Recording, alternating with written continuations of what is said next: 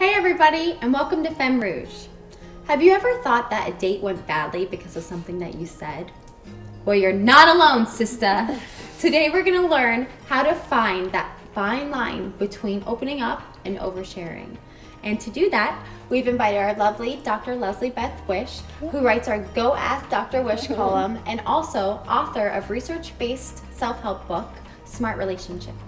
Welcome. Thank you so much for having me, and thank you to our wonderful panel here. Yes, of course. And who could forget our panel, Natalie, Bridget, and me, Christina. And we are eager to know, how much is too much? It's a really good question. You know, on dates, it's very, very easy to tell too much about yourself. And the reason that people do that is that they get too anxious, okay? They're just shaking inside. And they want so desperately to be loved and accepted and to put everything out there and to tell their whole story. And I think that's me.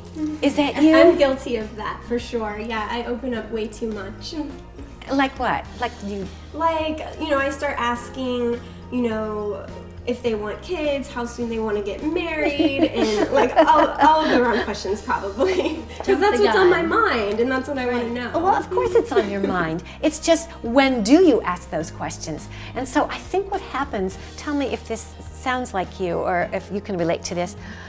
Sometimes when women go on dates, they feel they're being dishonest if they don't put all their cards on the table and reveal every single thing, because your heart gets racing, you feel a little anxious, okay, a little bit rattled, and in your mind you're thinking, if I don't say everything that's on my mind and let them know everything about me, whatever it is, that I'm not being honest with the guy. Kind of like if you put it all on the table, what you see is what you get. If you don't like it, then... Exactly. Does that sound like what happens? I definitely do that.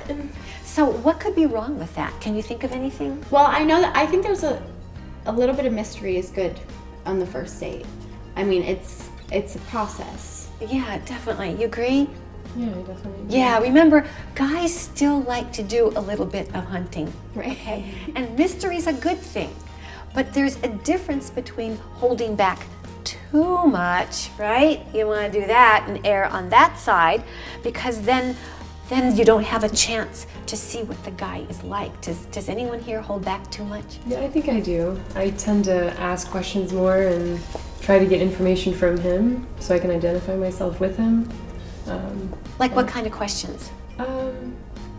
What are your interests, your hobbies? I don't ask about marriage or kids or Okay, anything like okay. that. It's like, months later. But learning a lot about Yeah. him while you're kind of reserving. things So, back. so let me put this together so we can make sure that our listeners have, clear advice. Why don't you want to tell everything? For one thing, you don't know this person. Remember, you're in charge of your presentation management, right? You don't know how the person's going to react when you say, well, I had one kid out of wedlock, two others, 3, 4, I did time and stir. You want to be really careful about what you're saying, all right? One of the things you do want to do on a date is show a little bit of your quirks, because you don't want to only put your best foot forward, because you'll never get any feedback from the guy as to whether he likes you. So, for example, one of the things that I do is, I'm like I Love Lucy. I just spill everything. I mean, forget it. I mean, it's almost a foregone conclusion. So think about what quirks you could show to drop your guard just a little bit.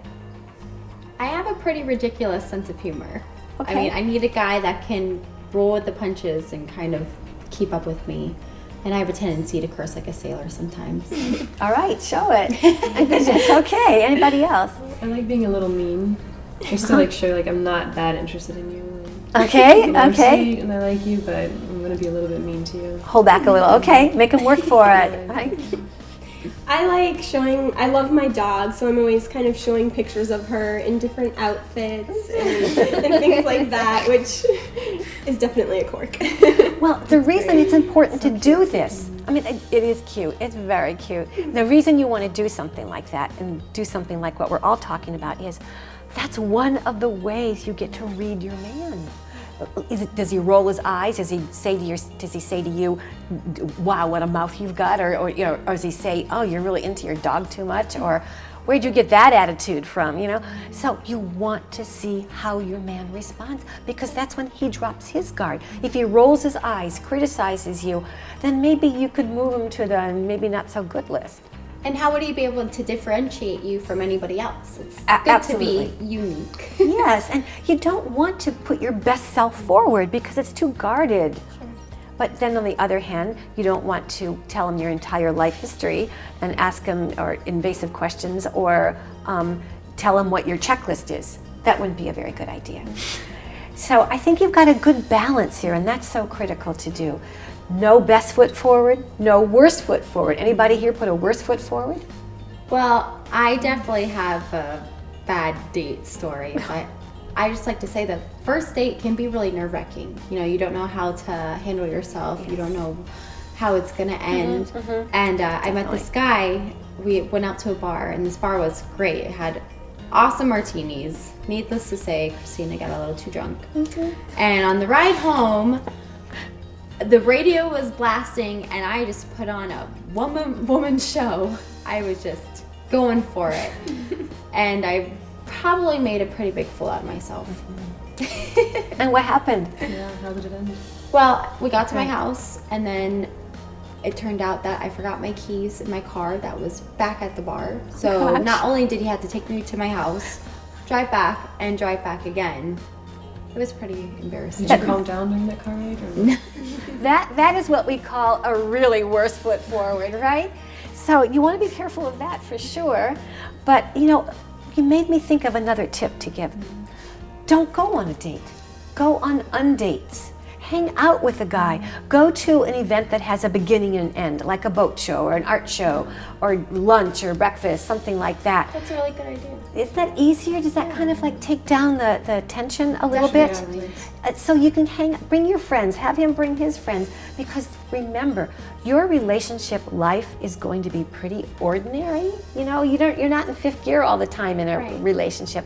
So why don't you get a sneak peek as to what it's like to just hang out? That's great. Thank you so much, Dr. Wish. It's good to know what to bear on the first date and what to kind of keep to yourself or save for later. Thank you for having me, and I hope that these tips not only help all of you, but our listeners too, so thank you. Yeah, it's great advice. Like, I definitely feel like when I'm going on a date, I don't need to figure it all out on that first date. I can take time and just, figure them out slowly. Yeah, that's a good idea. And not to feel so badly that you haven't rolled out everything about you. Right.